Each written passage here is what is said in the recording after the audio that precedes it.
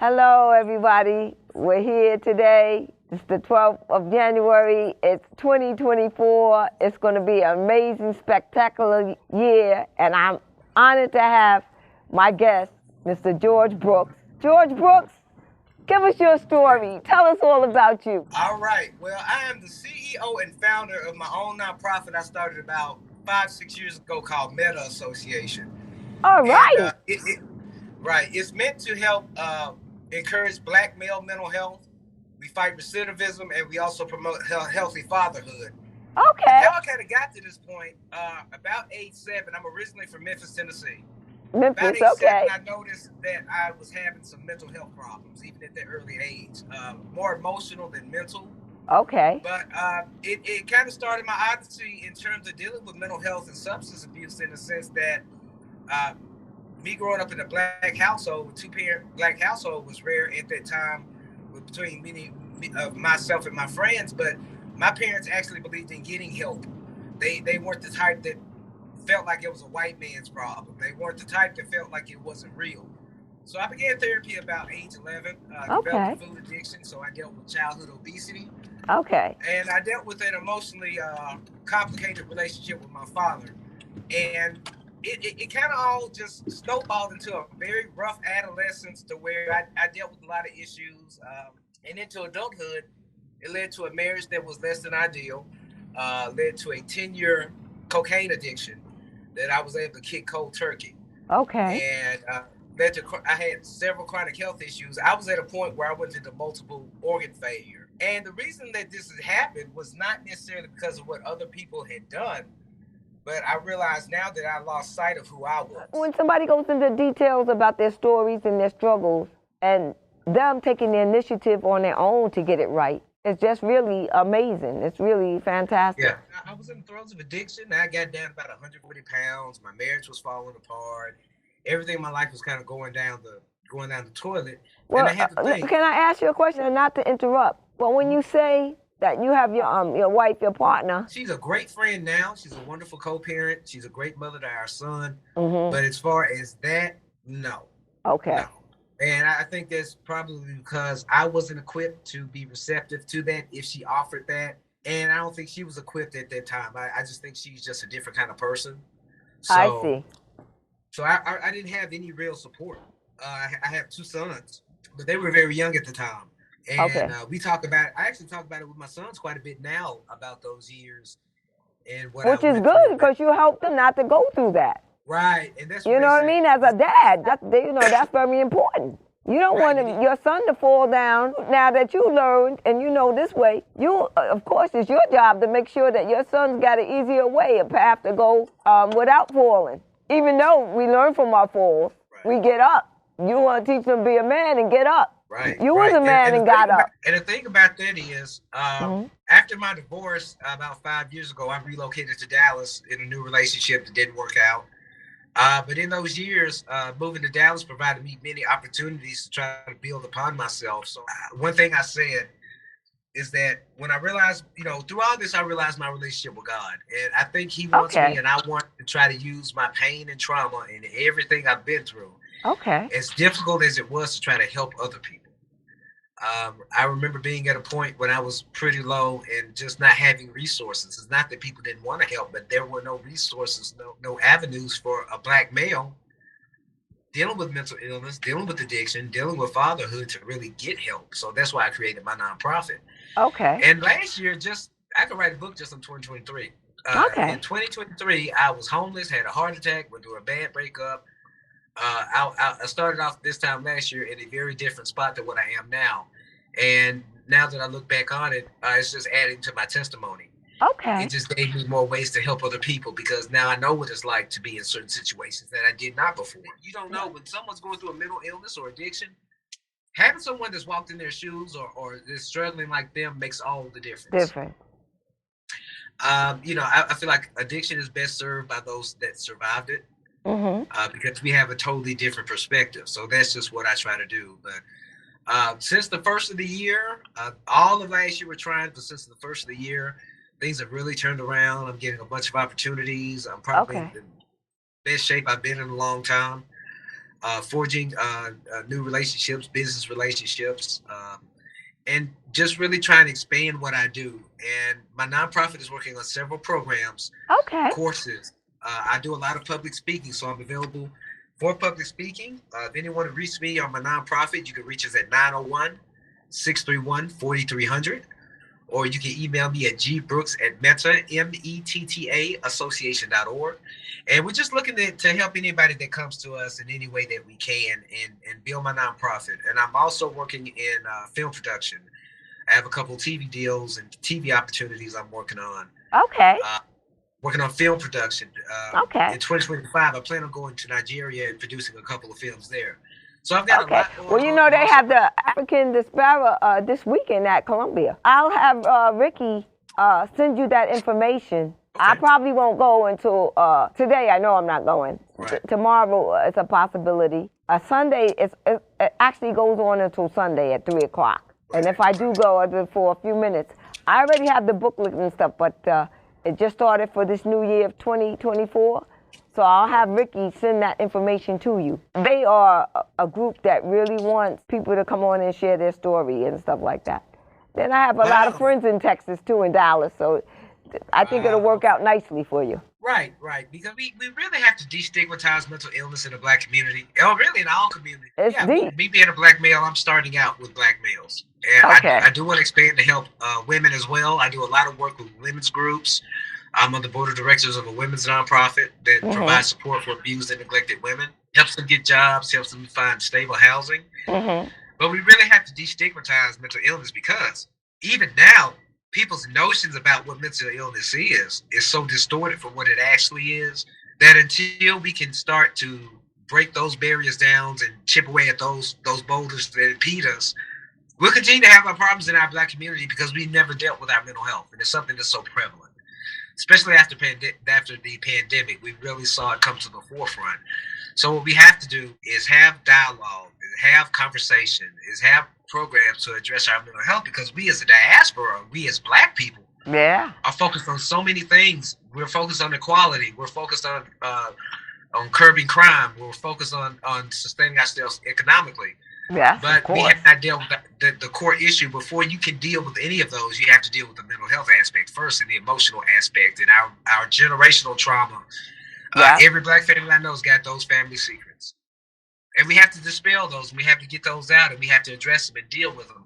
Just because Big Mama raised you a certain way don't mean she necessarily knew the best way. So a lot of times with us, we'll say, well, that's how my grandparents did it. Okay, that's nice. That's all fine and good. But it was a different time, a different world, and circumstances were different. So one thing I wanted us to do is to pull away from that notion of, because that's how Big Mama did it, because that's how Uncle Herb did it, that's the way it needs to be done. And those ways really don't work anymore.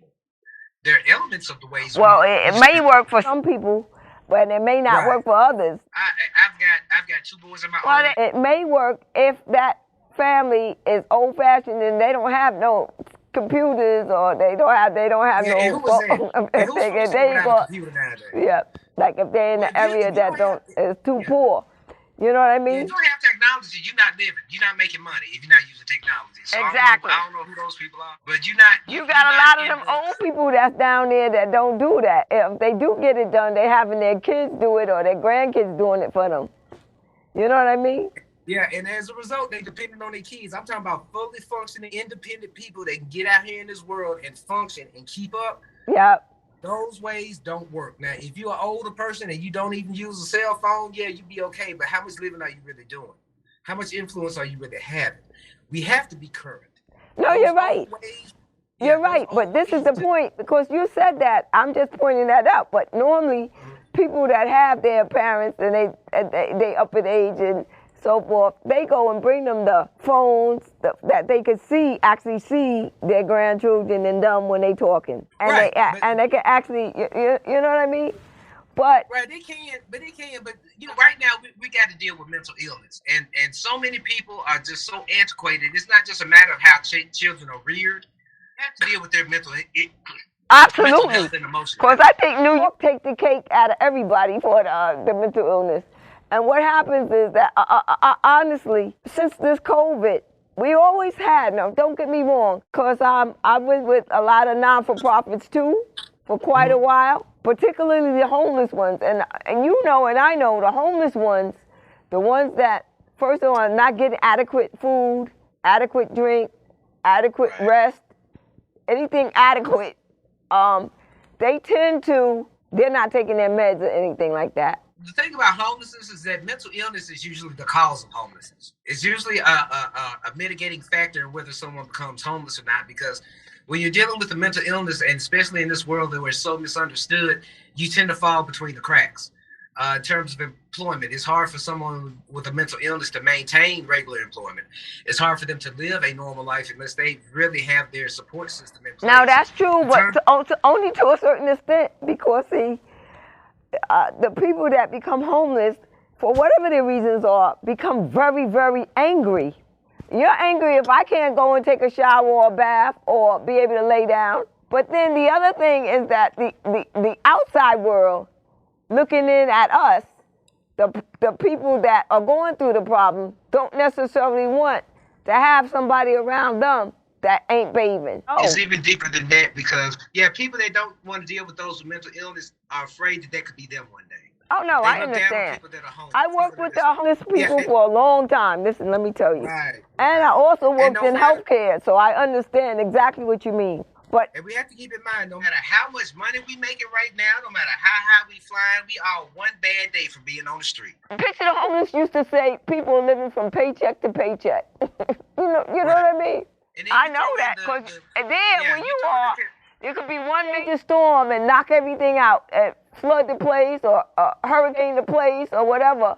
And that's a different type of homeless. But now, being a black person and everything is destroyed, but when you go to the man and they ask you for where's your deeds and so forth, and you don't got them, they want to send you somewhere else. You know what I mean? They're not going to say, well, I lived here all my life, my generations of family, we lived here and so, but we had this terrible storm. But with us, if we can't show it, if we can't have the actual proof, then what does that mean? I mean, that's anywhere in the South. Right, and it's anywhere in the country, really. Yeah. It's all over. I mean, the South, I mean, a lot of the thing is, people think the South is somehow more racist than the North. It's not. It's not any more racist. The South is no more racist than the North. It's just those are things that are more steeped into the culture, so it's more apparent. But there's just as much racism in New York as there is in Alabama. Trust me on this. Here's the thing I'll say. The racism wouldn't be tolerated in New York, is a thing. But if you could get away with it. Now, here's the thing. I mean, you look at the line. What you're doing is tremendous. And I don't want to take away from your conversation, because your conversation is what I want to hear. But the thing is, if you count the ticks and the tocks, and they tell you that black people are disappearing in the South, at least 1,000 that just disappear. In New York, there's no way that 1,000 of any people could be just disappear unless they not in the system, like, so to speak. You know what I mean? But they just not going to disappear. Then 20 or 30 years later, they was in the ocean, or they was in the, you know what I mean? Right. There are still recovering bodies from back during civil rights, when there was more strife and it was more accepted. But in terms of nowadays, the North is no more. My family's from the South. I love the South. Well, I'm not used to the heat anymore anyway, so that would probably be the thing for me. I ain't gonna lie. I like a little cool breeze. Taking nothing away from that. It's beautiful. You keep doing it and keep sharing your story. We're here. We're interested in it, because it's people like you that put it out across the globe now. And are we ever going to get reparations? That's another story. If you still want to go for reparations, that's fine. I just don't think it's something that's going to happen, at least not in the form that people think. Yeah. We were going to get our 40 acres and a mule, we'd have it by now. Right. So, I mean, I think people can support what they want to. I think that's wasted energy. Yep.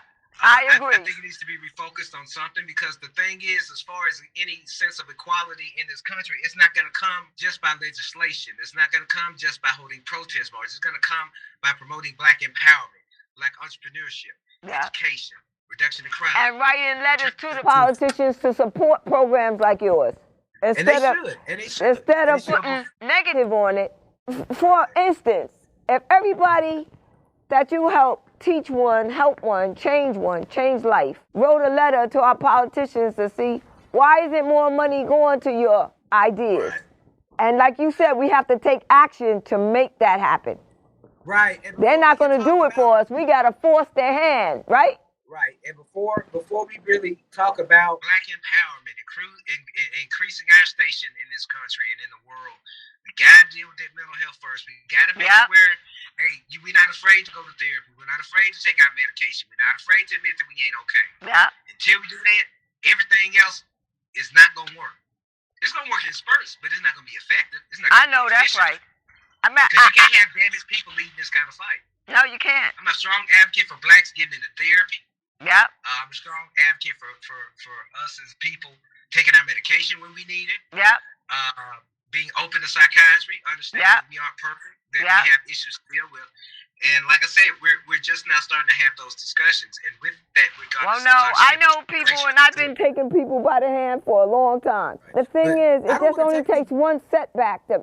And if they don't have a good friend, like if they don't, like you said, if they don't have the good system where somebody can notice if something occurred or something happened to make them feel like they got to fall down. All we got to do is extend our hand and help them get back up and put them back on the right track. You know what I mean? But first of all, we have to deal with our mental illness and issues and then build a support system. Because at first, the path to any recovery is to be by yourself.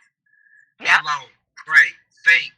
Figure out who you are, where you want to go. Yeah. Then, once you healed yourself alone, you'll find you attract more supportive people. You'll attract the right people. That's what I've been able to do with what I've seen. All right. So, and I believe we have to promote healthy relationships. We have to be careful of our media diet. Okay. If you're on social media and you're watching twerking TikTok videos all day, that's what you're going to get out of your life. You know, I don't have time to do it. Watch it. I'm too busy. Right. And you're too busy. People that are busy can't do that anyway. You know what I mean? Right.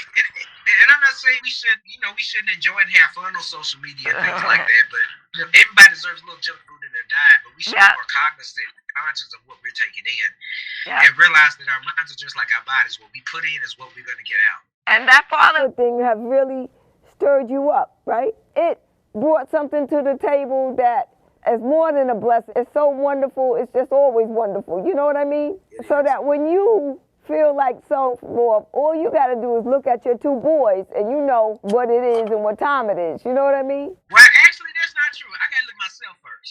Okay. I got to look at George in the mirror and say what's up and say, hey, I got this. Then I look at my two boys. Because if I look at them first, people, even your kids will let you down. If you base your recovery off anybody other than yourself, you're doing it wrong and it will not work. Okay. You can't get clean for your mama, no matter how much she wants you to. You can't get clean for your kids, no matter.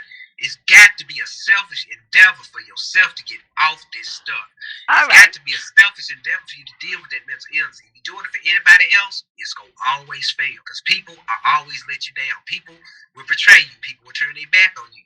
If you base your recovery on somebody else, and they crumble or they let you down, then you feel I didn't mean it in that way. When you look at them, you see the strength in you, the encouragement for you to stay on the right track. I didn't mean it in a sense of what you say, because you know and I know human beings are going to give us that kind of 100% love, or only a dog or a cat or an animal. You know what I mean? Honestly, because that's a whole different thing, the way that like you got your dog or your cat, or you know what I mean, that's different. They love you anyway, regardless. When you go, you know what I mean? All you have to do is the simple thing, give them something to eat and drink. Going through recovery, whether it's for mental health or drugs, you're going to lose people. Yeah. You're going to lose people closest to you because, for one, you'll find they were actually enabling you. They were actually contributing to the issue. And two, when you change and start thinking about yourself, people are not used to that, you know. And so you're going to lose a lot of relationships. I've lost relationship recovery. I started recovery 6 years ago. I lost all contact with my blood relatives except my two sons. And you know what? That's okay. It's not a big deal to me. So what? That doesn't make you family. Blood does not make you family. It's those relationships and those bonds. All blood means is you share genetic material. And plus, there can come a day when that can reconnect too. It's just that you have to, like what you said, you have to be selfish and do what you have to do for you at this moment to get things the way you want them to be for your life. It's your life. Right. I got to live my life. Exactly.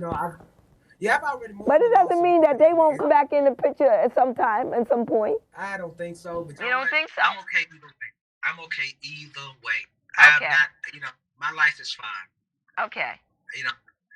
I built friendships and other relationships to where the loss of the blood relatives and all that, that's okay. It's not that big a deal. Because here's the thing, me being involved with my family was causing me a lot of problems. Really? And now I don't have an issue anymore. Sometimes you better off leaving that marriage. You better off telling your kids, hey, holler at me in the ear. I told my son that one time because, he did something I was going through. I was like, maybe you need to go on and do your own thing and holler at me in the ear. No contact for a year. Give yourself space, give myself space. We need to start holding on to relationships and people. Okay. That's the part we get attached to people. We get attached of lifestyle. We get attached. Well, I'm not attached to anything or anything. I love my family, but there's a time and place for everything. You're right. And it's okay if I decide that I want to go hang out or just be by myself. That's okay too. Right. As an adult, you know what I mean? And the thing is, in your recovery, it's not selfish. No. It's more of a self-interest. Okay. And don't ever love anything that you can't walk away from. I don't love nothing. That I can't walk away from. Except for me. I love me enough that don't walk away from me. But I feel you. You hit the spot. Listen, you hit the spot. It's militant. Yeah, I can see my notions on recovery and mental health. It can be a bit militant, but that's what's going to keep people alive. Well, we had a lot of people that said that many years ago even. And their struggles. You know what I mean? Right, exactly. So where we're at with things, and I'm trying to expand more in the Black community. I'm trying to do more public speaking. I'm trying to come up with courses for my nonprofit. Okay. So like I said, if anyone wants me to come out and speak, trust me, I'm much more eloquent in person. You can reach me at 901-631-4300, or you can email me at gbrooks, that's GBROOKS, at metassociation.org. And we will have a new site up in a couple weeks at metassociation.org as well. So donations, contributions, prayers, good wishes are all needed and appreciated. Oh, sounds beautiful. And what part of Dallas is that in right there? Irvington or? Irving, Texas. Familiar with that. Been there. Sounds good. George, you are amazing. You keep it up. Each one teach one, right? That's right. We ain't never too big to help somebody else. We never too big. That's what God's purpose is for me, and I think that's why He put humans on this earth to see how we treat each other. Exactly. We got to start treating each other better and treating each other like we want to be treated and like we deserve to be treated. Exactly. But until we get over this hump with mental health and situational mental health issues and things like that, it's all going to be for naught. I want to say that everything you said right there is exactly true. And I got to tell you, our time is almost up. But George, you were amazing. Yeah, you told the story straight up, right. No baby in it. Because we do got these people out here that want to stay in the same predicament because they don't want to listen to the truth and they don't want to take action to make things better for their behind. You know what I mean? Yeah, and if you recognize or people bring to your attention, you need to change something about yourself and you don't, and you keep getting the short end of the stick, that's your fault. Well, exactly. One time, 2 times, 3 strikes you out. Right, baby? Right. I know that's right. You say you're going to fool with him. I'll give you 1 chance and then 2 chances. But I got to help this one. This one really needs my help. You fool around, right? Exactly. I'll come back to you later if you come back right. And not dealing with mental illness is a quality of life issue. You have to look at what people like that are going through every day. I know with my diagnoses of bipolar, PTSD, and DID, life can be hard sometimes, but I have to get up and fight every day for it. And if you don't fight for your mental health, you're going to have a diminished quality of life. You're going to have diminished economic standing, social standing, all that, until you at least address it. Right. It's a blessing.